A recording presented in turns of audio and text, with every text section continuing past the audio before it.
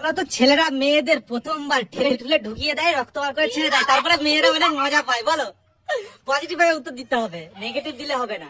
প্রশ্নটা ভালো করে শোনো, তুমি আগে দিয়ে হেসে উল্টে যাচ্ছ। দাদা, প্রশ্নটা কিন্তু খুব ভালোই ছিল, আমার একদম খুব ভালো লেগেছে, সত্যি বলছি। তুমি কি জানো না কোথায় ফেড়ে ফুড়ে ঢুকায় আর রক্ত বেরোয়?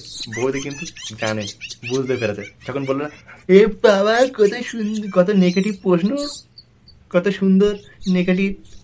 বৌদি তখন বুঝতে পেরেছে যে কোথায় দিয়ে ছিঁড়ে কুড়ে রক্ত বার হয়ে গেছে। বৌদি জানে তো, ট্যালেন্ট আছে বৌদি, অনেকদিন আগেকার ট্যালেন্ট তো, এখনো ভুলেনি বৌদি। উত্তর কি বলো? তুমি যদি বলতে পারো, ঠিক আছে, তুমি যদি বলতে পারো, তোমাকে আমি 5,000 টাকা পুরস্কার দেবো এবং এক্ষুনি তোমাকে আমি কফি শপে নিয়ে যাবো। বলো। আমি তোমাকে হেভি প্রশ্ন করেছি, এর উত্তর না একদম হেভি সুন্দর, একমাত্র লেজেন্ড আর বুদ্ধিমানরাই পারবে, ঠিক আছে?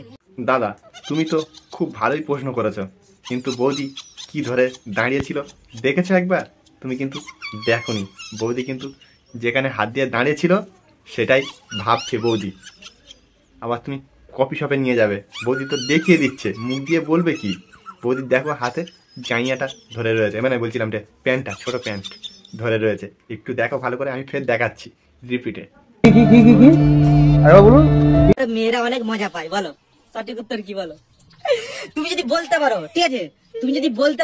দাদা, বৌদি তো উত্তর দিয়েই দিয়েছে অনেক, দেখুন এইভাবে ধরে টেনে টেনে দেখাচ্ছে, ওর ভেতরেই প্রশ্নটা ছিল, তুমি যে প্রশ্নটা করেছো। আর তোমার বেশি ধরে নিয়ে যায়, বৌদি অত পরিষ্কারভাবে বলতে পারে না, লজ্জা লাগছে। দাদা, তুমি কি বুঝতে পারো না? তুমি তো বহুত বড়, মানে মাস্টার খিলাড়ি আছো, একটু তো বোঝো। বৌদি কিন্তু তোমার ভালোইভাবে বুঝিয়ে দিয়েছে, তুমি কিন্তু বুঝতে পারো না। দাদা, তুমি বোকা হয়ে গেলে বৌদির কাছে, বৌদি কিন্তু বেশি শিয়ানা ছিল ওখানে। Give me my answer. আমি তোমায় 5,000 টাকা দেবো বলেছি। হ্যাঁ বলো। হ্যাঁ, আচ্ছা ঠিক আছে, পজিটিভ ভাবে বলো। বলো। খেলা প্রথমে যখন খেলা। বাবা, বৌদি কোন খেলার কথা বলছে আমি তো বুঝতে পারিনি। প্রথমবার খেলা মানে? বৌদি, প্রথমবার কোন খেলা হয় একটু কি দাদাকে বলে দাও, দাদা তো বুঝতে পারিনি। আমাকেও খুব ভালো লাগছে তোমার কথা শুনে, ওই খেলাটা খুব সুন্দর লাগে। আমারও এক সময় লাগার ইচ্ছা ছিল, কিন্তু লাগেনি। কিন্তু আমি বিয়ে তো করিনি এখনো, ওই জন্যই আমার ওই খেলার মজাটা পাইনি। একটু বলে বুঝিয়ে দাও না বৌদি।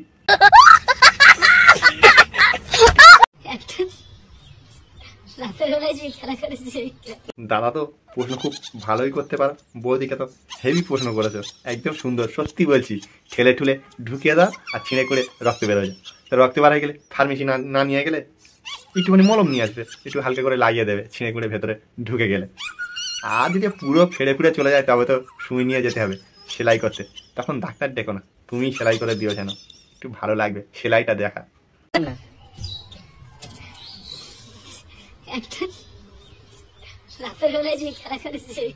বাবা, বৌদি তো রাতের খেলা খেলতে বলছে। বৌদি, তোমরা কি লুকাছুপি খেলো? লুকাছুপি খেলতে কিন্তু খুব ভালো লাগে রাত্রেবেলা। তুমি কি দাদার সাথে খেলোনি লুকাছুপি? তুমি লাইট লিভিয়ে দিয়ে লুকিয়ে বলতে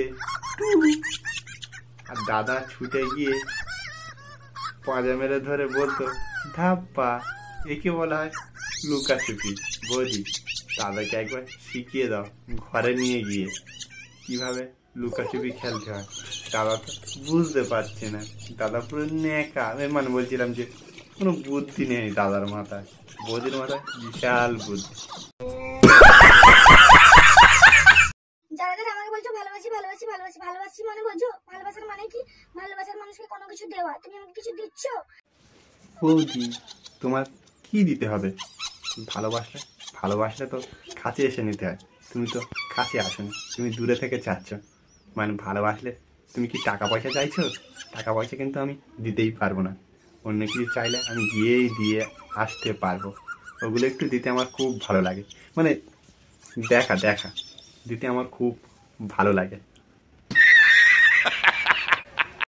কিছু দিচ্ছ না, একটা গিফট বলছি সে দেখেন সেখানেও কিছু দিচ্ছ না, আমি কিন্তু রেগে যাচ্ছি, আর ভালোবাসবো না, ভালোবাসা তো দিতে।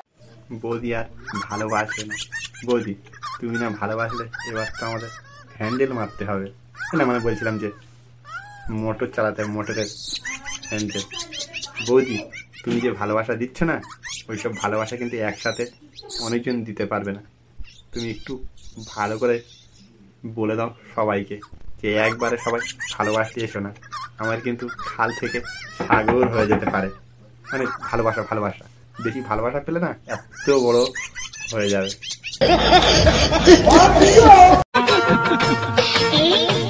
কোথায় যাচ্ছ? এখানে এসো। ও বাবা, সত্যি ডাকছো? আমি যাব না, আমার ভয় করে ওইসব করতে। না মানে বলছিলাম যে ওখানে যেতে একটু তো ভয় করবে না? তুমি ডাকছো, আমার কিন্তু ওইসব করার একদম শখ নেই, মানে দেখা করা একদম শখ নেই। পাহাড়ের জঙ্গলে। সত্যি পাহাড়ে জঙ্গলে যেতে হবে? কেন ঘরে আর ওসব হয় না? মানে কথা বলা আর কি, পাহাড়ে গিয়ে কি করবে? উঠতে উঠতে কিন্তু দম হয়ে যাবে তোমার উপরে। মানে বলছিলাম যে পাহাড়ের উপরে একটু তো সহ্য করতে হবে, খালি ডাকলেই হবে না, একটু কিন্তু দিতেই হবে। মানে বলছিলাম যে খাবার একটু দিলে খুব ভালো হয়, কেন পাহাড়ে উঠলে তো দম হয়ে যাবে, খিদেও লেগে যাবে, সেগুলো না দিলে কিন্তু আমি যাব না ওই পাহাড়ে।